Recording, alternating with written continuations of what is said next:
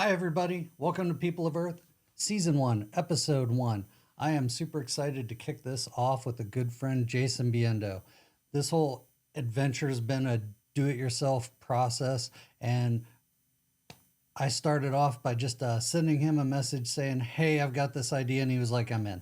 So I can't thank him enough for being the first guinea pig on this little whirlwind adventure that we're out to set upon. And I've super enjoyed getting to know him ever since high school and watching him grow as an individual, as an adult, if we dare say, and as a father. And so we cover a number of topics in this episode, everything from comic books to starting a small business and parenthood and geek culture in general. So I hope you enjoy. I'm more than proud to present this episode to you.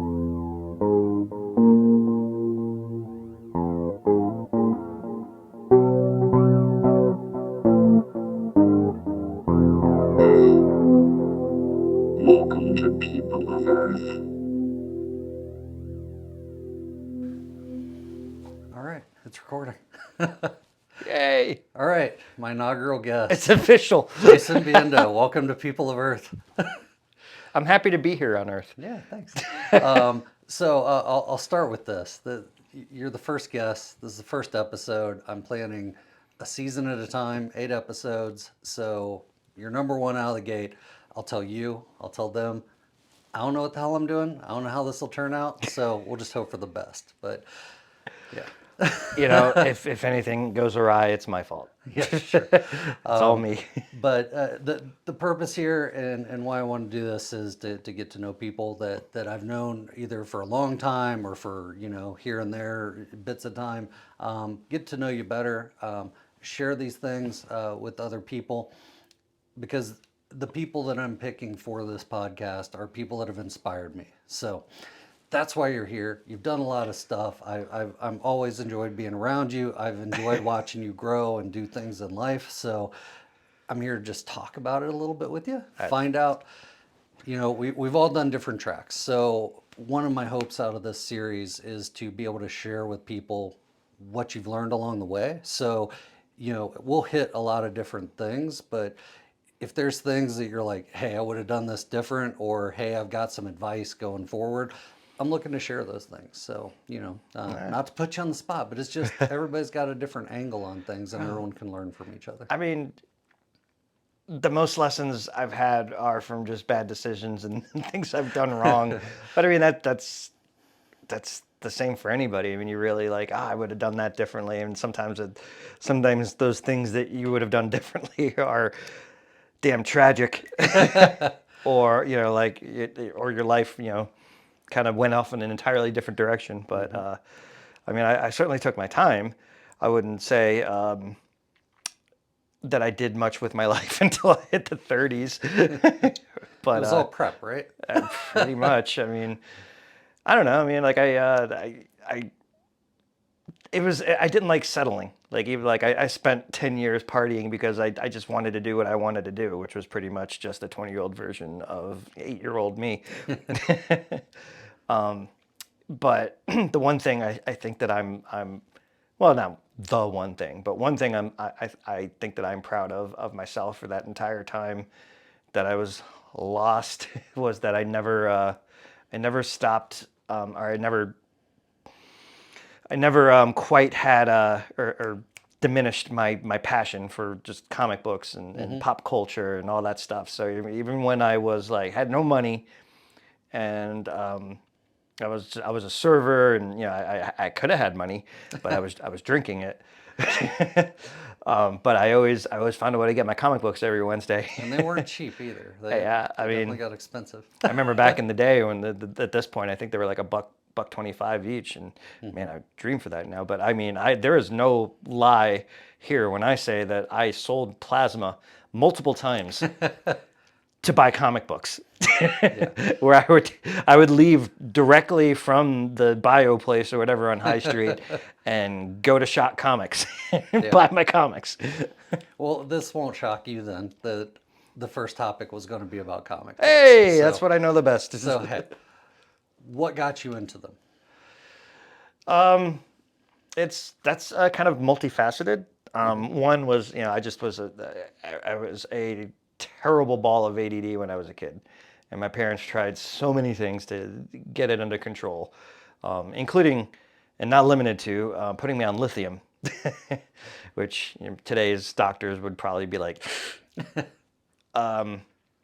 But my uncle John, who was a big comic book guy, and he was old. He had comics. Like he had like old, like from the 40s and 50s, and he was one of the guys that kept them. I don't know whatever happened to his collection, but he gave me some comics to read, and the first one I read was I think it was Justice League 163, Justice League of America, where they fought Dr. Destiny, and it clicked in my head that these were the characters that I was watching every Saturday morning on Super Friends, and just that's where it started. From there, Transformers and G.I. Joe came out, and I was all into the toys, and they have, there's comics too, because it's just brilliant marketing, get all of their money, all of their attention, mold an entire generation that will change the face of the world. I'm not sure if that's what they were planning, but so I got the comic books. They had all the ads in there for, Marvel, Secret Wars, and they're like, oh, Spider-Man has a new black costume. What's that about? And it was just, I just devoured them. And to my parents, they found something that had me sit in a seat for hours. Decades, in fact. So they just fed me. I got to go every week or every couple of weeks. Eventually, it was every week, and get my comics. And so they encouraged it, and they encouraged the creativity that came from it, and the photography. And I started drawing. I never went anywhere with it because I was terrible, but it was fun, and they loved it. I loved it, and it just became a huge part of like who I am. Gotcha. I had to fill that void in me that sports, normally goes into people. So Would you go as far as to say it informed kind of your sense of right and wrong? undoubtedly. Oh God, you think about all the cartoons and stuff. Like, again, shaping the form of a generation. They had to put the PSAs like, hey, you can sell toys to kids with cartoons as long as you put, a moral moral lesson at the end, and that was, no problem. Cool. The more you know. If you smell, I remember Wonder Woman telling me, not to leave the sink running when I brush my teeth. I remember Mutton Junkyard from G.I. Joe telling me not to, approach strange dogs. Lying is bad. All that stuff. It's stuck. It wasn't primarily from there. It was, reinforced from family and teachers and stuff, and general society. But the '80s was a hell of a time to grow up. Gen Xers, man, you keep hearing about it now. Like we had the best of both, like both sides of the '80s. We were there when Prodigy and the internet started happening, and we're young enough to adapt to it. But we're also still free to do whatever the hell we wanted after school let out, and the 2 or 3 hours until your parents came home. Yeah. So I know the answer to this one, but I think I only recently found it out. So I'll ask you here now to share whatever you will with it, but your favorite superhero and why? It was, favorite is Green Lantern. It started with in Super Friends. I glommed onto him because for whatever reason they colored his skin a little bit darker, so he looked like me. And growing up, I was very self-conscious about how I looked because there was just being adopted. I was fully. I was okay with being adopted. I always knew. I still don't think of my parents as anything other than my parents. But I still, I was this ambiguous shade of brown, and I noticed that like everything is white. Everywhere was white, and I never quite fit in. Band-Aids didn't look right on my skin, and it was just a thing. And I think there was a lot of people that were kind of like me. Not the least of which, would be people of actual color. It helped me to understand what I didn't realize I was understanding until many years later.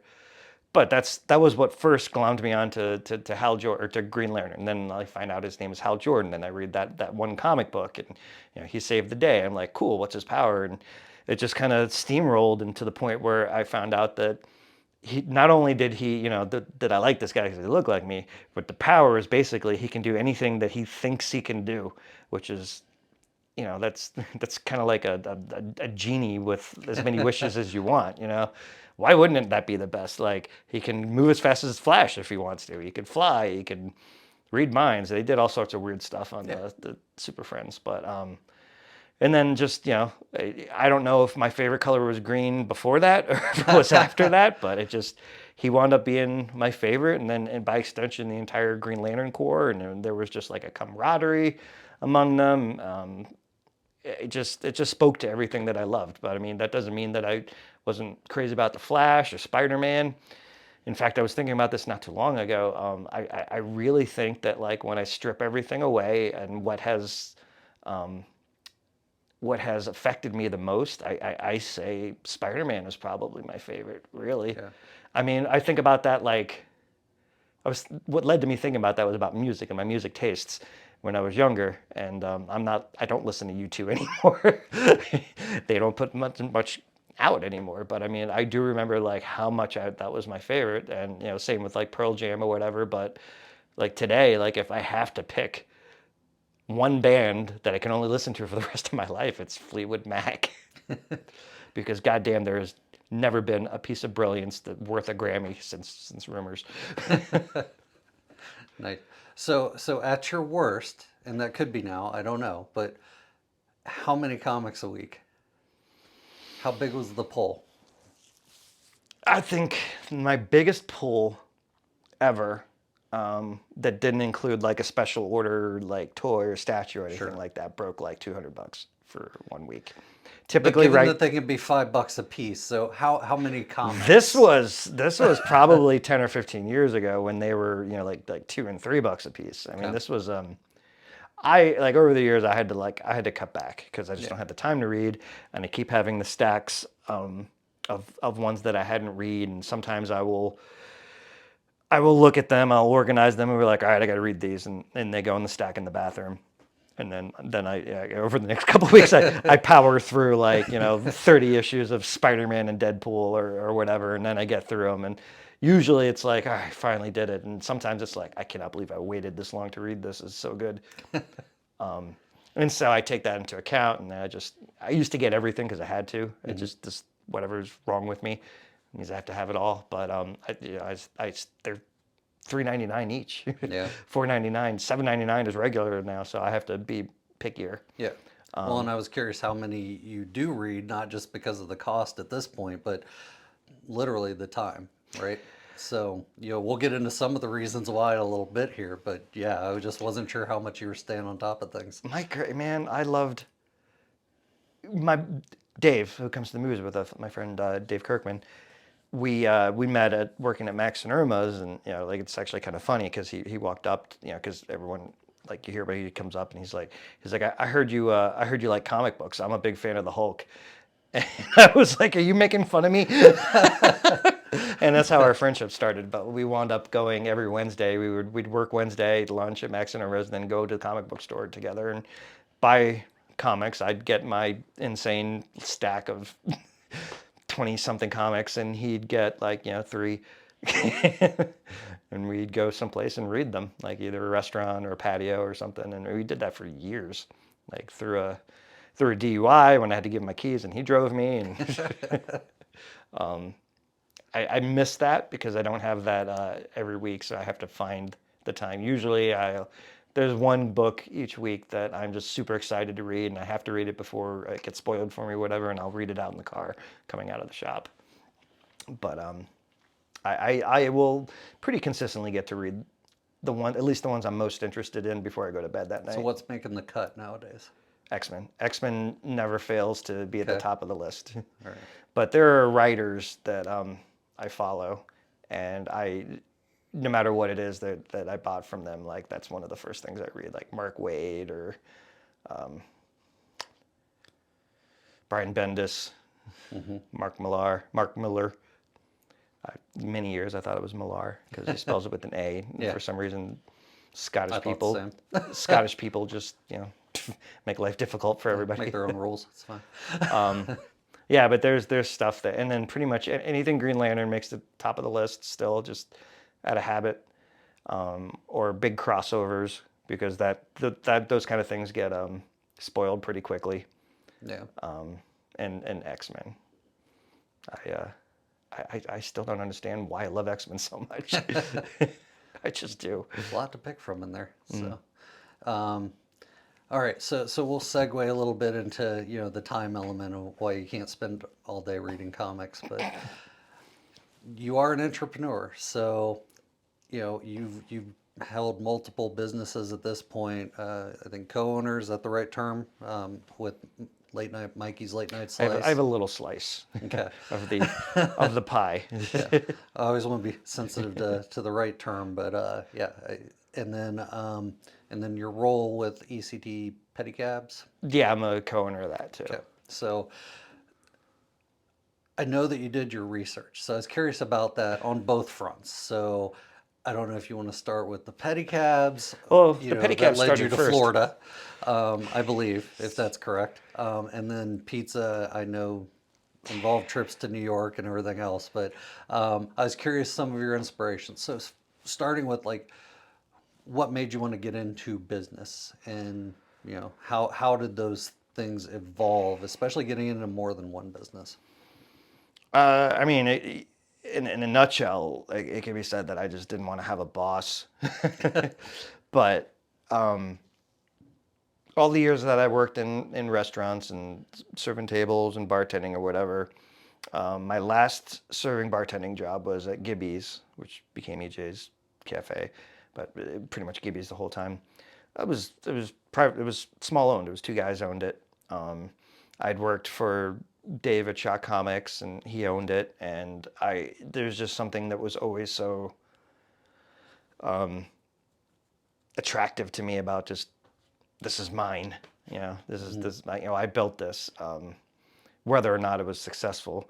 And so when EJ's went out of business, Mikey, my buddy Mikey Saboro, who he left town. He was a strip club DJ, and he was traveling around the country, living his best life, doing whatever the fuck he wanted, which is awesome. And he was out of town just long enough for me to go back to college and get my degree without being distracted with the nightlife that You honestly got to tell me you weren't distracted. he was in college? like well, it only took me 17 years Okay.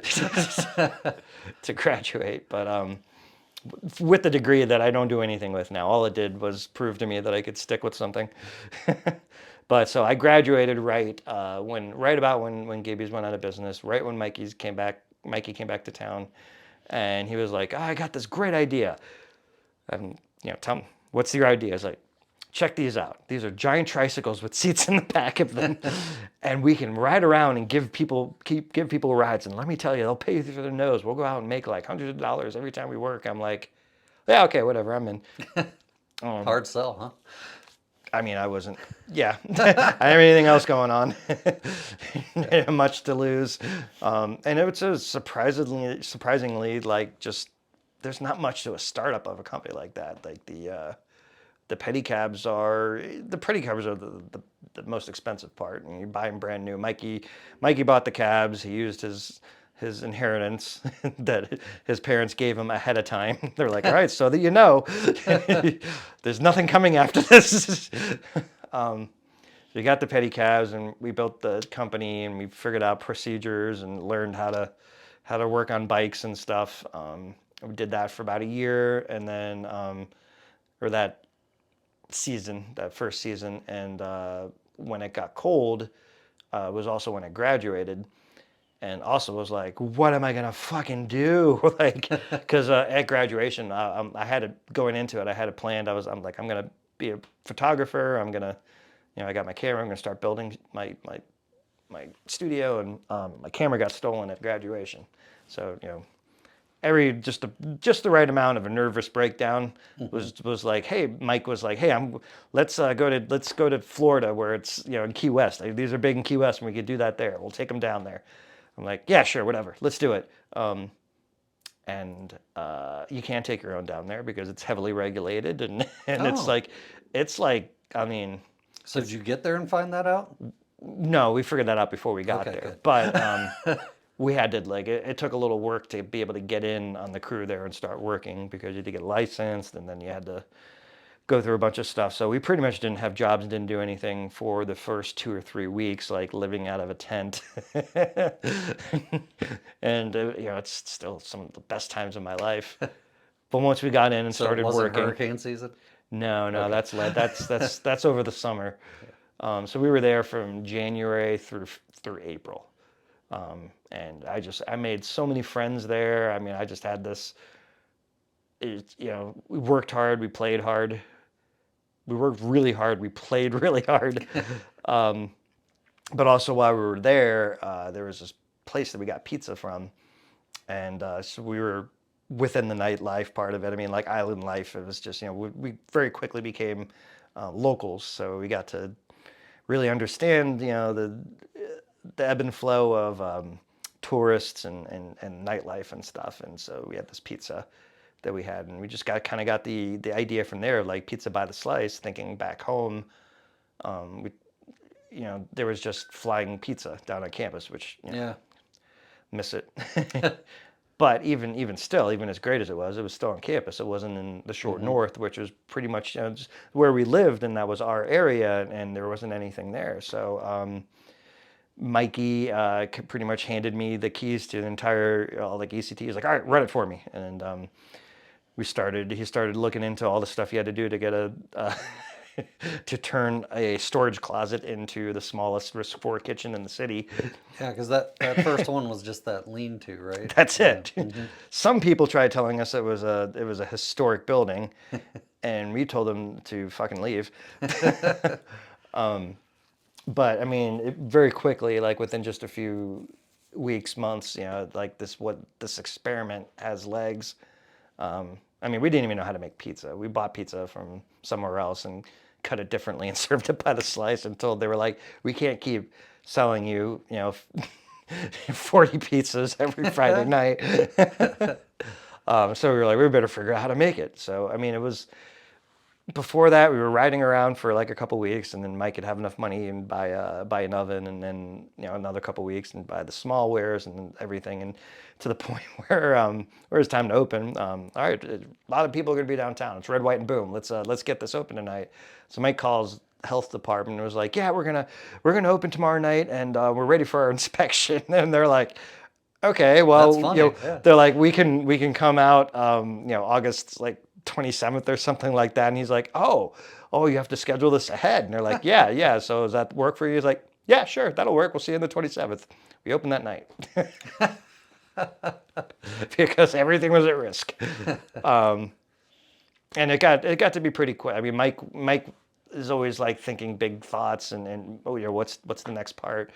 And like once he stopped really being involved in ECT, I was setting up all these. I learned how the company in Key West operated, so I made a whole bunch of changes, and I made signs and had paperwork and contracts for people to like official things that you really should be having if you have Yeah. contractors working for you. And you know, that kind of, I brought that together, and it's a great, even now it's still a great little like money making side gig. Hmm. But pizza quickly took over, and there's a lot that I learned from running pedicabs that I was able to apply to pizza. The scheduling of employees, the processes of training, the importance of recipes, and making sure that everyone's like consistency. The marketing, you know, I went to school and I learned video and photography and design and all this stuff. So we were able to get all that kind of stuff done for virtually nothing. That, you know, companies, I mean, just whatever I was getting paid, which wasn't much at first, and then it was, you know, more than normal, and then it was just bonuses and whatever. I mean, it was well worth the time, especially Hmm. when I had both going. But it was, I mean, we saved as a company just so much money that Sure. like most places would in the beginning, you know, really be struggling. to get the marketing out. And it was, I don't know, man. I think it was just a lot of like right place at the right time, both physically and in time of the year 2008, where just there's no new businesses starting in 2008 because everyone's like Yeah, it was a little bad time. Yeah. all the Wall Street people are jumping out the windows and the housing market and all that stuff. But it was just such a, I mean, there really wasn't nothing. It wasn't, I think it was less than 10 grand. Yeah, it was like $8,000 to get it all officially up and going. When I think about pizza places, I would put Mikey's at the top as far as a pizza chain that has an identity, like a real personality. And, the marketing, the mascot, the boxes, the signage on the inside and everything else. I know it started with that lean-to. How much of that was fully baked, if you will, on opening I night? see what you did. Oh, yeah. The design wasn't there. It was still like I had stuff in my head, but it was basically Mikey just made signs with like Sharpies, and I was like, no, I got to do this. I'll do this for you. And it was just, I mean, that goes back to the inkling of we don't want to have bosses, and bosses means saying you can't do that. You can't put fuck in your marketing. You can't. Bosses tell you it can't be called slut sauce. Yeah, you can't have slut sauce. You can't have like a really creepy looking pizza anthropomorphic mascot. Then people aren't gonna like that. And I mean, we made ourselves laugh, man. There were things that we did and said that some of it, where we caught ourselves, and you're like, all right, we really can't make a fish pizza called this deadly snatch. It's good that you got limits. Well, we did have it for like a week, but like people were just like, "That's really offensive." Like I remember working in the window at the Woodland shop, and this girl was like looking at the sign, and she's just like, "That's really offensive." I was like, "Well, it's really good. You want to slice?" But that's So we just had fun. If it made us laugh, it was game. And through it, we also learned, not every joke is worth it at there's a cost, when you're the slut sauce thing for example was we loved it. The name of the picture. Well, the picture, as soon as they announced they were opening a Hilton downtown, we were like, we got to get Paris off the bottle. It was just kind of like things just kind of came together with it. We had been hearing, some people would be like, oh, that's terrible. I'm gonna boycott Mikey's because they don't appreciate sluts or whatever. We also realized we had something. We could bottle it, we could sell it. Could we get this in Kroger one day? Fuck no with this name. Maybe we need another name. And at the same time, like, they're right when we made that decision, like, all right, let's put it on the list of things to do. So these women started a boycott that, it wasn't really effective or whatever, but they, locally they made some noise, and it was just, they didn't like the name slut. And there are way many more people that were jumping to defend it. It was fascinating to see like the community and their thoughts on the name of our fucking condiment. Yeah. But like just the word slut, and it was when we came down to it, it was like, look, it's a joke, and there are some people that we care about that it's hurting. It's not worth holding on to. We can move on. We can come up with something else, and we've learned a few things for the next time we offend people. So Now, did you change it before you ended up starting to go into? I think you'd already gotten into the food trucks at that point, right? Oh yeah, we were in the food truck. Happened like 6 months into Late Night Slice. And then was the change before then you got into some of the businesses? We were around town? in Chase and Nationwide, like in their cafeterias, working with Aramark. And no, we did have to. They did censor that, so we had to. I made up some. Okay, so that happened before you. I made up some signs that just kind of altered it, and it said the infamous sauce. And so people that saw it, they knew what it was, and And so that was like kind of the first couple times we realized we had to censor ourselves, and that wasn't cool. So it all just kind of came together, and like I said, it wasn't worth it to hang on to something that was hurting people or could inhibit our growth. Yeah. So both these businesses are still going Yeah. at this point.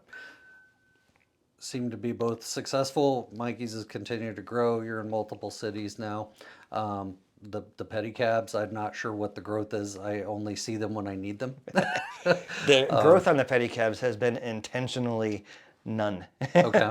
It was just, I mean, it was a side gig to me. And Mikey got out super quick. I brought on another partner who was able to do the things I couldn't do because my attention was split. And the lure of the company was basically like when things are working the way that it should, and I spend a couple hours a week, maybe even really a month, sending invoices or communicating with sponsors so that we have ads. The drivers pay a rent to work, so we make money off of them when they work. And the bigger the events that we work, the more drivers that we have to go out to put all 6 cabs out to work, the more money we would make. So ideally, I didn't pay a rent since I owned the cab. I didn't have to pay a rent to work it. I'd make whatever I made on the cab, and then we gave ourselves $150 a week. Sometimes if things were going well, $200 a week. Usually cash, not always, but for doing not much. Yeah.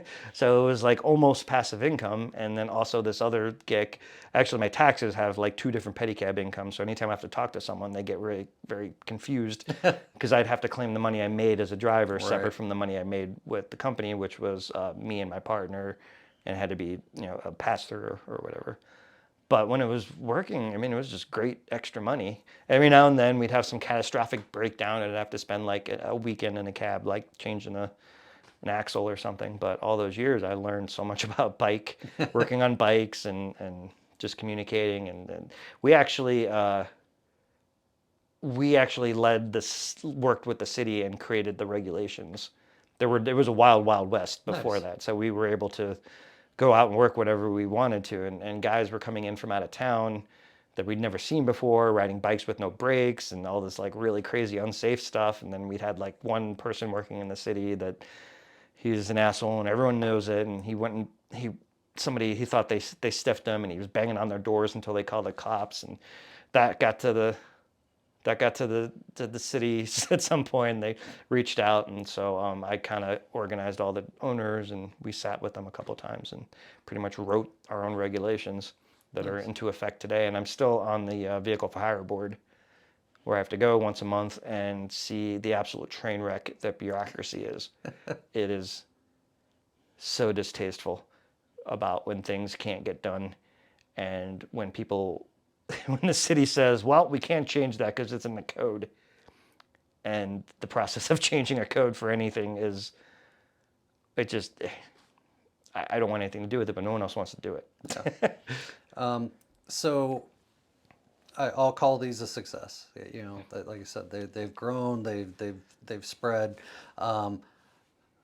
What would you share? What would you share as lessons learned? What would you do differently if you had it all to do different or to start over with either one of the companies or both? What would you do different? What advice would you give to other people that are thinking, maybe it's time for me to get off the couch and start this business that I've got brewing in my head? It just starts with just doing it. I mean, doing it doesn't have to be, fuck, if I don't do this, then I don't have a place to live or anything. I mean, you don't have to let it get to that point, but it's, if you're not happy working for someone else, or if you have a good idea, like life is short enough or too short, like take a stab at it or learn something about it from someone who does it.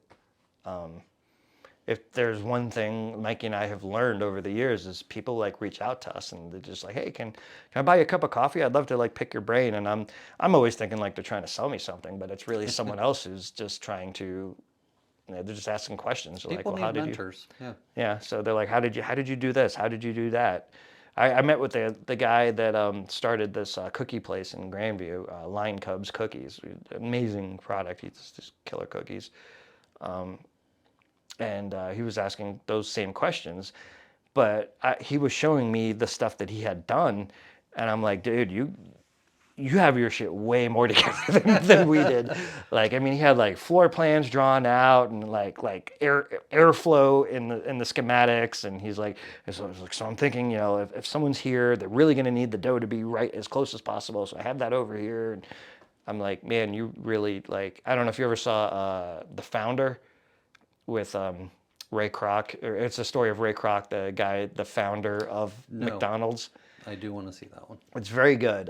The best parts of it are the guys who actually started McDonald's and how they did it and how they planned it. And it was very strategic. So once they had their cooks, or even before they had the cooks, they went out to like a playground or something, and chalked out what they thought the kitchen layout would be, and then they would change it until they had it where they wanted. And they brought in the hires before they even built the building and the cooks, and they're like figuring it all out. It was brilliant. We actually did that a few times for like when we were doing the Columbus Commons, when we were in there for a minute, and we're like, we're going to do breakfast sandwiches and have fryers, and that was not a good idea. Great product, but The breakfast pizza was good though. well, the breakfast pizza's still good, but we had from our time in Key West, right? So we love every morning we woke up, and we would go get breakfast sandwiches that was it on the island, like Cuban breakfast sandwiches, pressed, and so we were doing that. I mean, other than the fact that you can't get real Cuban bread in Columbus because it's made with lard, and I don't know why you can't really get it. Somebody, I think Ara Paso makes their own.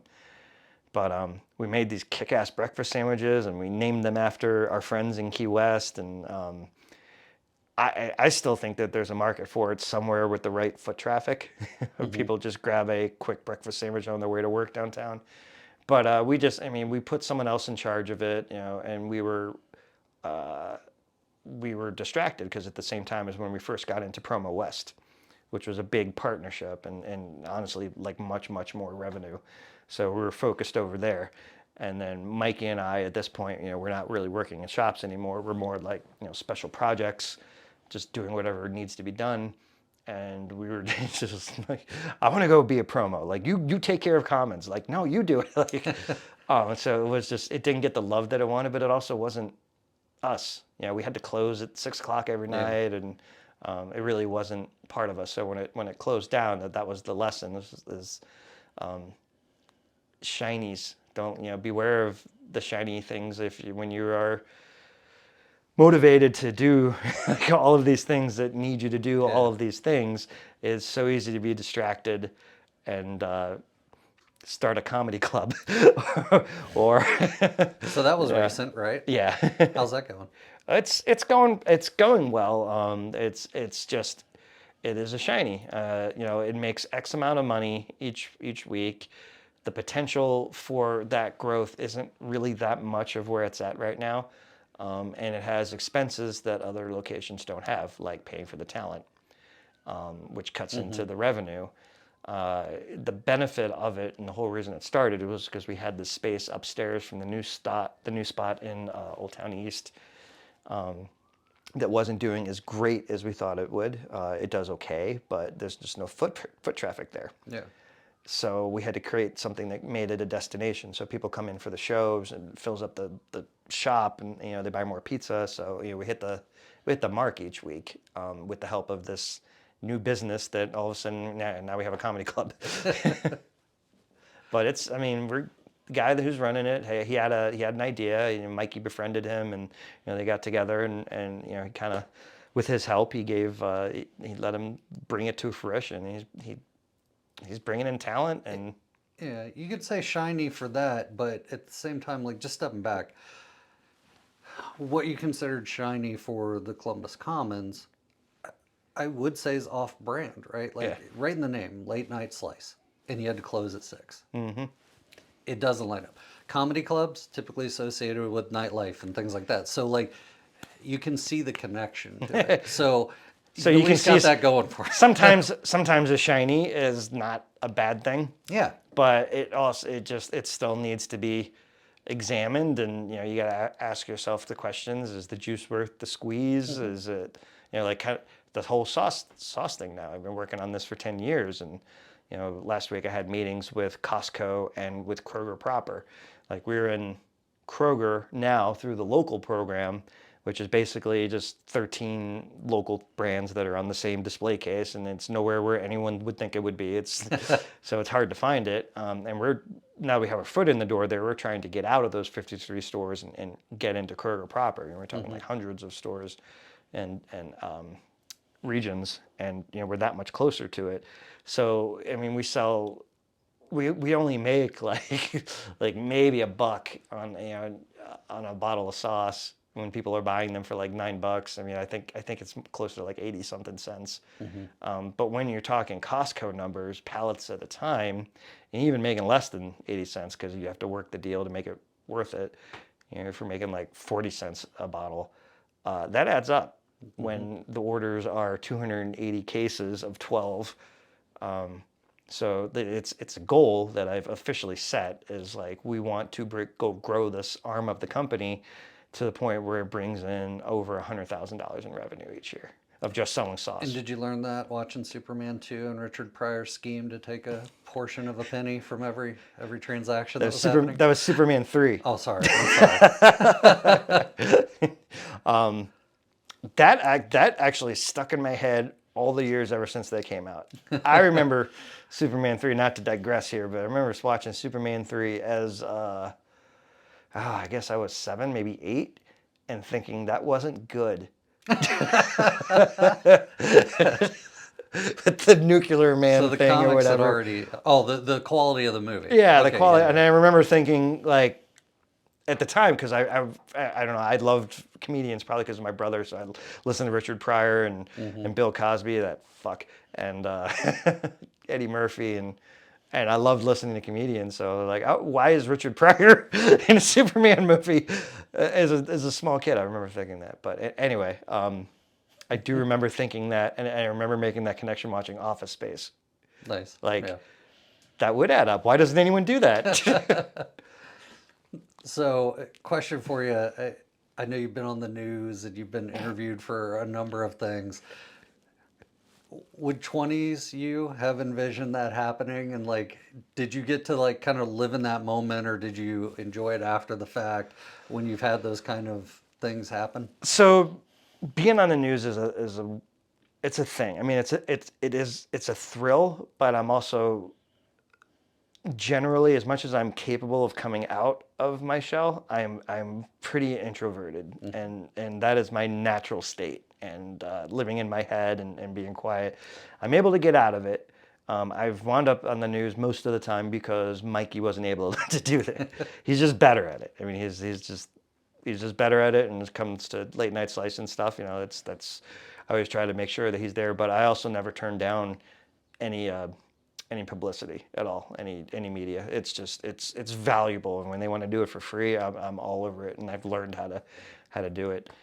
So I've been on there most of the time for promoting the pizza, a couple times for promoting the pedicabs. I got on all the news channels when they were licensing them, because they were kind of creating their own story where like pedicabs are dangerous, and so I saw one news station do a story about it being dangerous. So I reached out to all of them, like, it's not dangerous. We are, here's what I did. Here's what we're doing. The city is, and that was kind of like the first lesson of like the power of the media, at least in a way that something I can affect and control. Well, it's good that you're proactive about it that way. I saw no, I had to do something because like somebody gets hurt on a pedicab and the whole industry is, anyway. So I did that because I was passionate about my industry. I'm on there all the time for pizza stuff. It's usually like local human interest stuff, which is fine. Somehow wound up in a family portrait photo with Cameron Fontana and his family. I love the guy. They're like, "Oh, Jason, get in this picture." And so I sat on this fancy couch and they were all dressed up. Like his wife was dressed up, and he's wearing a suit and everything. I'm like, it was 8 a.m. I'm not up that time, so I sure didn't shower. I thought I was just dropping a pizza off, but 20-year-old me, 20s, wouldn't have seen that coming. Maybe the time when we went to go see the Star Wars movie. And all of the reporters wanted to talk to me for some reason. They're like, we want to interview you. And I'm just, wearing a tunic and holding a lightsaber.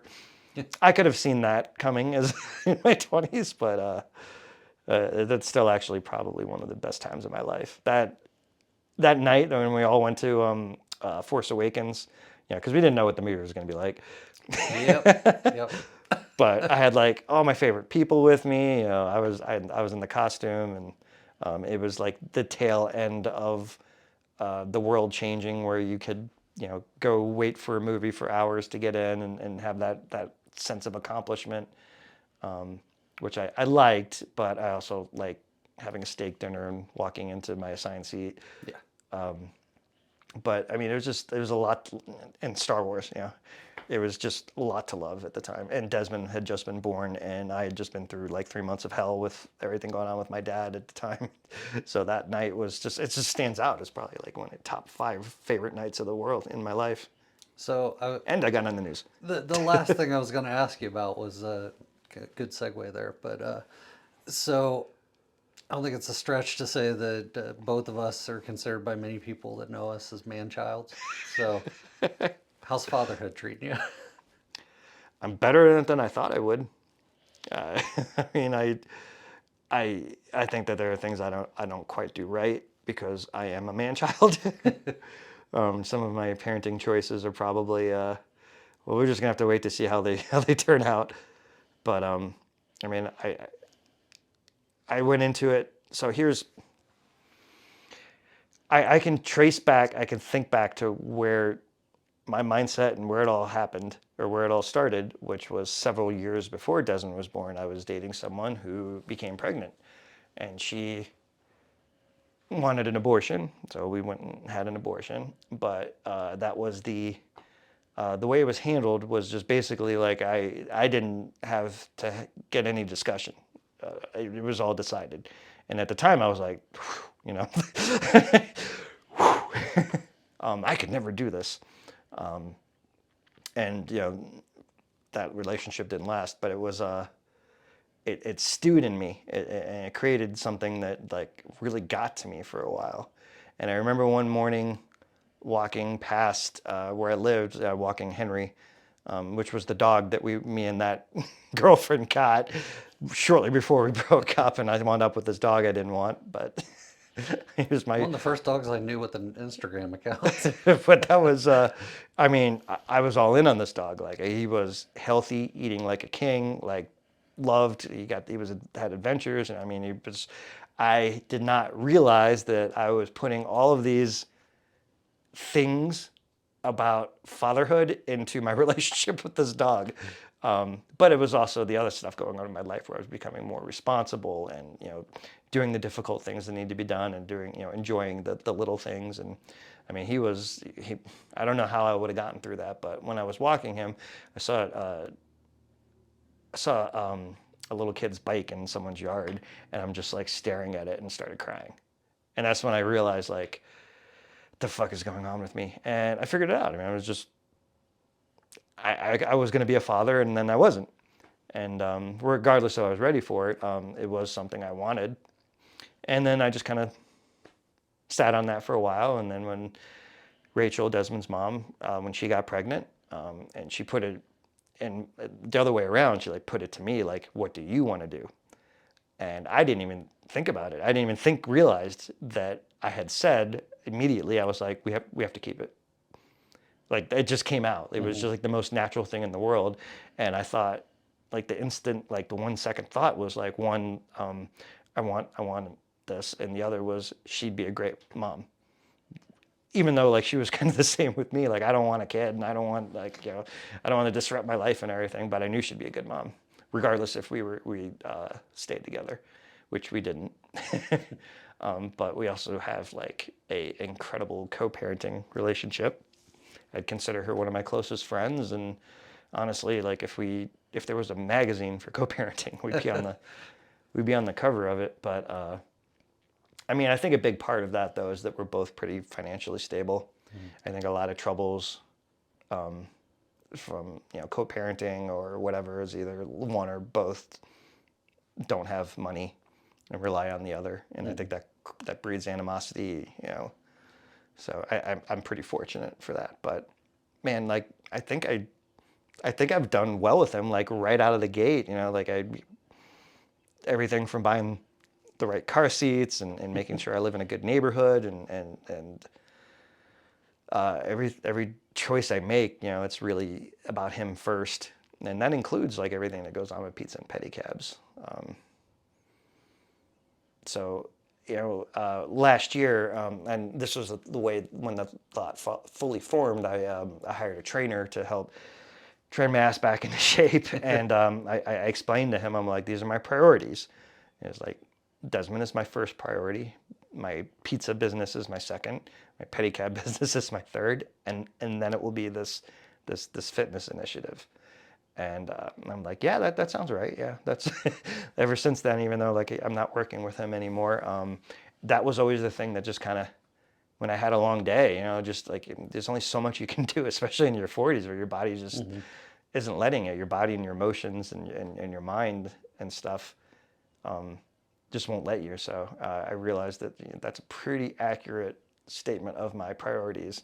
And that includes like, the comics and all that stuff too. I've been really fortunate that I have been able to go to every single premiere of these movies and keeping that. I've done that since Batman '89, man. That's impressive. Every comic book. The only comic book premiere that I did not make it to the premiere night was the New Mutants because COVID. Yeah. Well, And I could have excuse it. gone. I remember I could have gone. I was looking at the tickets, and it was like August 2020, maybe it was 2021. I can't remember. think But it's I was like, it was early enough that like I don't know if I want to go sit in a theater like that. Yeah. And that was the only time I passed. So I think I've learned how to. I don't know. I've learned how to make it work. I mean, Well, and you seem to have, at least from my observations, like when you guys are in the moment, you're really in the moment together and you're like sharing that. It's not, I think about when we grow up and parents just let their kids do the things, right? And parents' interests weren't the same as the kids' interests. But I feel like with where we're at, there's much Yeah. more overlap than there has Harry been Potter. for others.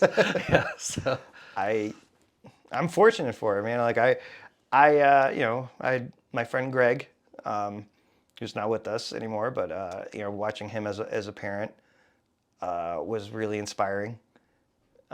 He didn't necessarily push it on them, but he was just so enthusiastic about it that it was contagious. yeah. And like they caught it, even though like like talking to his kids now and then explaining what it was like. There were times where it was like, I don't want to go to the comic convention. I'm not into it. Especially his daughter. There were times where she just wasn't into it, but she was. She just wanted to be herself, Yeah. do her own thing. So I think it'll get to that at some point with him. But I mean, I love sharing these movies with him now. Yeah. It was something that I loved so much, and even Spider-Man No Way Home was I think that was the last of the previous Des where he was like, okay, so what happened was we watched the movie. I don't know why it was so hot in there, but he fell asleep, and then he woke up right at the best part of the movie, like at the Statue of Liberty, when the other two Spider-Man like jumped down and like, all right, here comes the bad guys, and then he woke up and started screaming. I had to take him out of the theater at the best part of the movie. But the thing is, when those things happen, like the things that are in my head normally, where I'm like, I don't want to. No, this is being like selfish thoughts, whatever. It was like all I wanted to do was get him out of there and put his mind at ease, make him feel better. Hopefully get back in there. But if I have to miss it, that's fine. I'll get to see it again. It'll be a good story, whatever. And that was just the natural thought and instinct that I had. Whereas before, I'd step on someone's mother to get into I'm not leaving right now. yeah, I mean, just my parents were great, but that doesn't mean I can't look back and think of things that they did that they were just human. Yeah. They were people. And just different. I think for parents from the age that we were growing up, it wasn't cool for them to like kids' stuff, right? Like, if you were an adult, you had to like adult things, and it doesn't seem like that now. It seems like it's okay. Like geek culture is embedded. You're allowed to like what you like. There and wasn't it a doesn't whole matter lot your of age. like geek culture in the first place before the 80s. So they had, I mean, my dad was super into Star Trek. And we had that together, and I devoured Star Trek. And when Next Generation started, I think I was in high school, and that was a thing that we had. We used to watch that every week together. And then we'd see the movies when they came out. So he was sci-fi. I think I probably got that from him because he was more into. He would read some really weird sci-fi books and stuff. But I loved that he loved it, and I certainly surpassed him with my fanaticism. I'm pretty proud of the fact that I'm still with it today. But I do sometimes think, what am I going to do with all this shit? It's a hard balance to keep getting things you like, but make sure that there's a space for it. So Yeah, it just came in the mail yesterday, and I have a 1/12, no 1/6 scale, no 1/12 scale, which is the Marvel Legends, like these figures like this big, Batwing. It's 3 feet wide. the McFarlane. Yeah, Yes. I sat this morning actually. I was looking at it still in the box. I'm like, should I take this out and put it together? Like, where am I going to put it?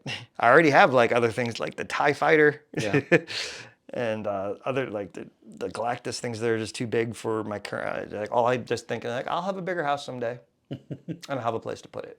Which thus far has worked. It's great. Like I got the room in the basement, in my Biundo cave, and but now it's too full, and I don't have room. And then COVID happened, and I brought on this Lego obsession.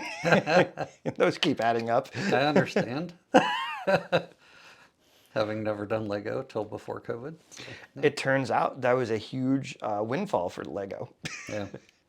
I mean, it was the timing too, because they just started getting all these idea things in, which appealed to a larger crowd, and the adults were into it, and they had nothing to fucking do all day. And after 1 month of doing nothing but drinking, they're like, "Oh, I can't keep doing this." Oh, that's a cool Lego set. For me, it just felt like, I mean, obviously a lot around here, but I think that they got to the point where not everything looked like a Lego. Like it looks detailed. It has a level of sophistication that you just go, that is definitively the Millennium Falcon, and that I was after. So the joy of building it and the end result is something I like. You and I discussed in the Lego store. I didn't like the DeLorean. It looks blocky and choppy. There's some things I still don't care for as much, but the reason I got into it, I think, is because they hit that level of design. You know what I found from that after that is I looked at an actual DeLorean, and it was blocky and choppy. It is, I'm like, but this I is- think what a it gets weird car. amplified by that. Yeah.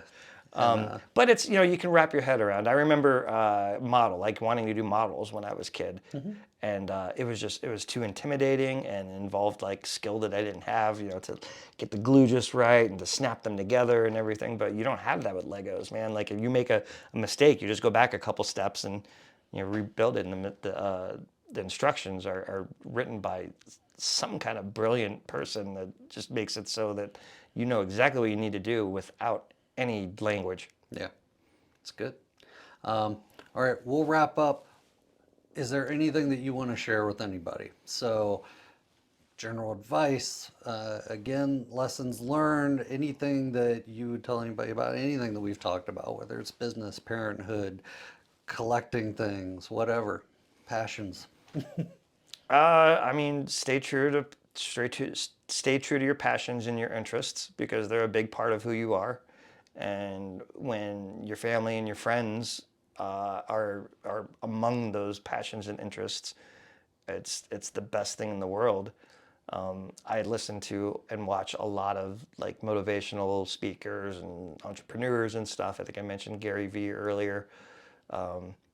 just the one thing that they all say is failure is the best thing that can happen to you, which is a pretty wide thing. But I mean, basically, like if you start a pizza, if pizza late night slice hadn't worked out, there's so much that we learned from starting a business and what it takes to run it that it would have been slam dunk the next time we tried it.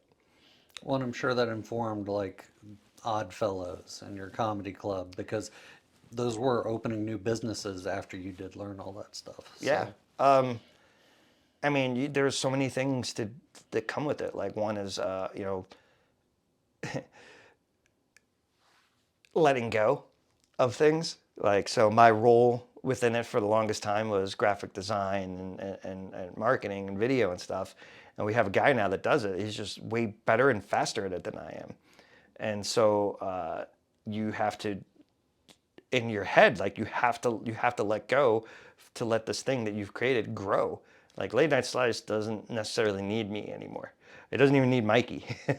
I mean, we've created this thing that can live on its own, which is pretty awesome. But it's we're far from being at the other end of this journey, and I'm sure that our lessons yet to learn. But I mean, letting go, making bad choices, failing, and all of that, being able to just accept what happened and learn from it is the most important thing.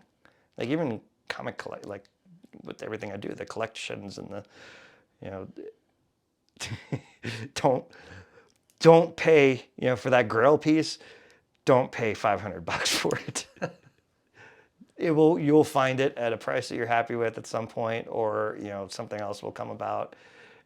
If you are going to pay it, you'll know in your heart. It's just have fun with it. Your hobbies are supposed to be enjoyable. yeah. When they become stressful because you can't find something, or whatever it is that makes you unhappy, it's not a good thing anymore. Yeah.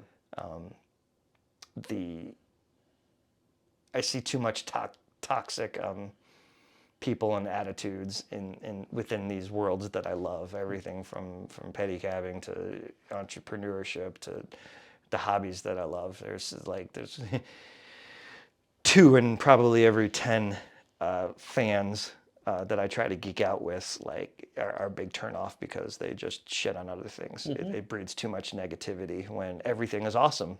If there's one other thing you learn from Legos, everything is awesome. If it's not awesome to you, it's awesome to someone else, and respect the art and effort that someone put into it. Cool. Well, speaking of awesome, thank you for being awesome and doing this with me. I appreciate it. I just like looking at all the pretty lights. Thanks, son.